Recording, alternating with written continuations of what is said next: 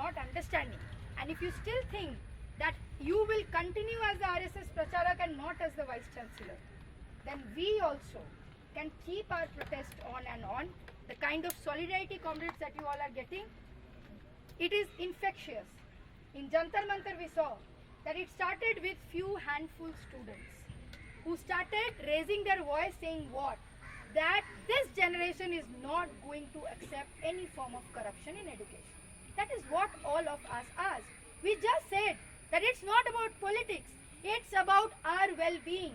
If we are paying fees inside these colleges, if we are studying hard, if we are spending 12 to 13 hours every day to clear our entrances, going to coachings, putting our parents' hard-earned money to our education, why can't we have basic minimum dignity? And if universities, vice chancellors, administration and the system is failing, so we need to speak up against such a system which makes us cockroaches. And the Chief Justice of India has the audacity to say that students and youth are cockroaches inside this country. They have the audacity to say this. We are not cockroaches. We don't like to be called ourselves cockroaches. But we take it as a pride that your system made us cockroaches. We did not say one fine day waking up that yes, we want to be cockroaches. We want good livelihoods. We are here fighting for better education. Firstly, we should not have been protesting. These are things we should be getting standing in 2026. We were celebrating 80 years of independence, right? 15th August, some days back. What we were feeling proud of, that our country will have space, equal space for everyone. Everyone with that constitution will have equal rights.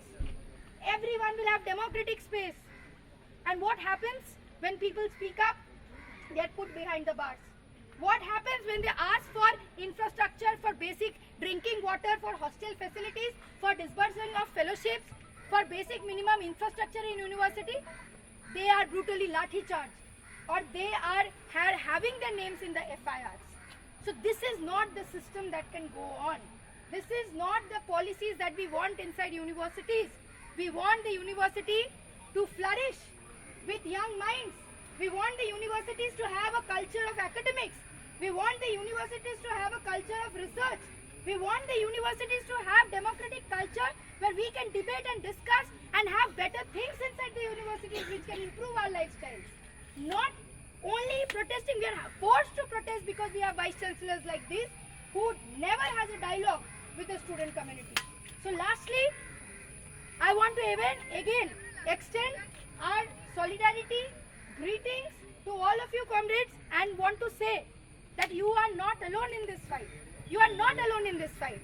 The way the new education policy is getting implemented, the way the acceleration, advancing of privatization is happening across the country, the fight that is happening in our university is not an isolated fight. We are seeing everywhere. Education is becoming costly. Education is becoming exclusive. Education is becoming only for the privileged. Education is becoming so much for the privileged that after education people don't know where to go, what kind of employment. So much of paper leaks happening, so much of systemic failures. So we just want to say, comrades, you are not alone. To all the students of this university, that you are not alone. We are all going to fight this battle collectively. We are all going to fight this battle to ensure that there is accountability. There is accountability. There is an accountability where students have their heads held high when they are having education.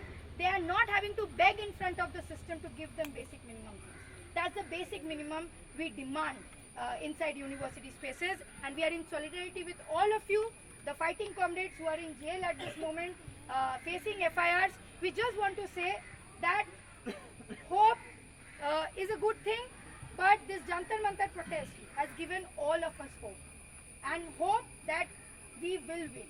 If we are united, we will be victorious. This is only message to all of you, that we have to be victorious.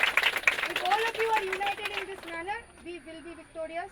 All of your demands will be met, and also the Vice Chancellor has to take the accountability of the anti-student things that she is continuously doing. And my final message to the Minister of Higher Education, I also happen to know that the Minister is from the same constituency. This is the urge.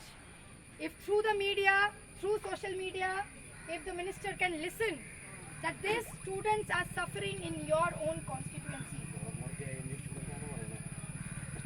You should have some guts to come up and talk to the Vice Chancellor, to not put students under jail just for speaking up. It's not a request. That is the basic minimum thing that you can do. That is we expect from you. As students would expect from an elected representative to do, to stand by the students in these times when they are facing this kind of repression. That is the final message I have. And once more, extending greetings from the SFI Central Executive Committee, extending greetings to all the student community. We are looking up to you. We are very proud of all of you for the battle that you are fighting, for the struggle that you are doing.